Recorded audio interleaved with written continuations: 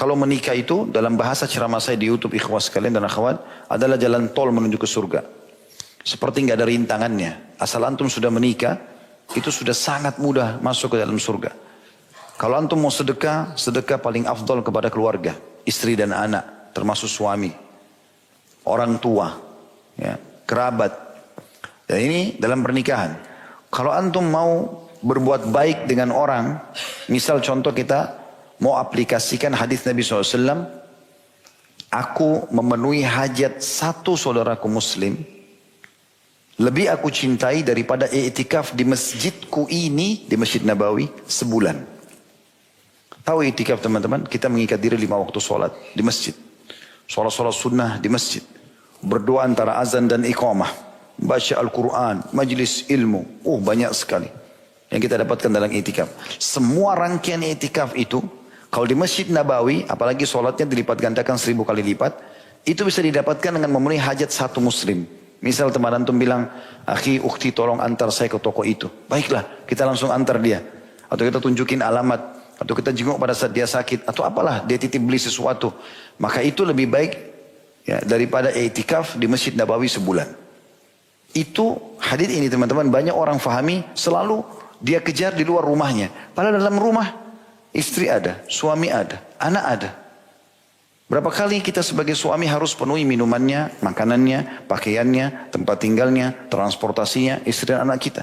Setiap hari kita lakukan. Setiap hari kita dapat pahala i'tikaf di Masjid Nabawi.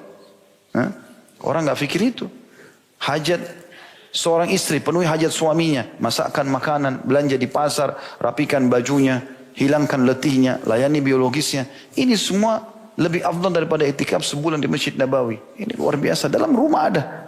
Semua ada dalam rumah. Mau sedekah ada, mau berbuat baik sama orang ada. Semuanya ada.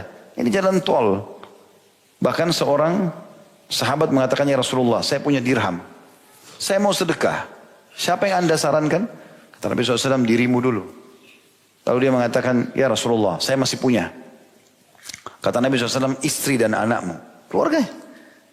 Lalu, saya masih punya ya Rasulullah, pembantumu. Saya masih punya ya Rasulullah, kau lebih tahu setelah itu. Nabi SAW menjadikan sedekah itu afdal. Bahkan kata Nabi SAW, dinar yang kau infakkan untuk fakir miskin, dinar yang kau infakkan untuk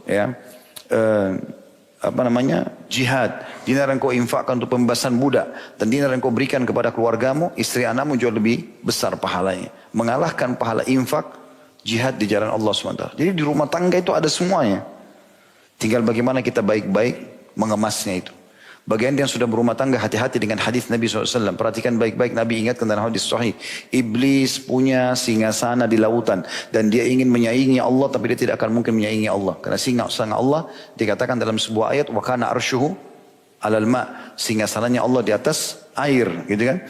Tapi dia tidak akan pernah saingi Allah. Setiap hari anak cucunya melaporkan, saya baru membuat orang mabuk, membuat orang membunuh, membuat orang mencuri. Sama iblis dianggap biasa.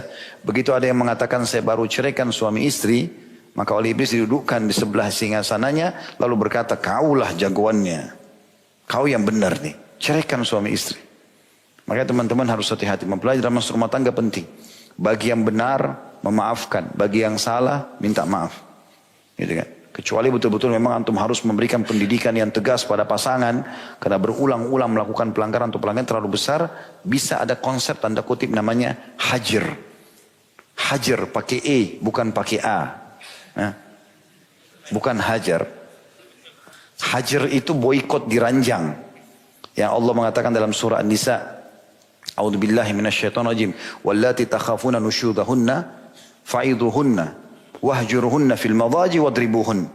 Bagi istri yang kalian takuti nusyudnya, suruh tutup aurat enggak mau, suruh salat enggak mau, suka selingkuh sama laki-laki, maka ingatkan dengan baik-baik. Tidak mau dengar, hajar mereka, boikot mereka, diranjang. Tidak digauli, tidak diajak ngomong. Kalau dia tidak mau juga baru dipukul. Pukulan pun tidak boleh menyakiti. Kata Nabi SAW, hindari wajah. Ya, pukulan sebagian ulama mengatakan dengan kayu siwak ke tangannya. Ingatkan, ini nggak boleh. Tetap tidak mau, yang sudah antum istikharah, tinggalkan. Jangan habiskan waktu pada perempuan yang tidak mau dengar nasihat. Cari wanita salehah yang antum isi dengan ibadah kepada Allah Subhanahu wa taala. Begitu juga dengan perempuan.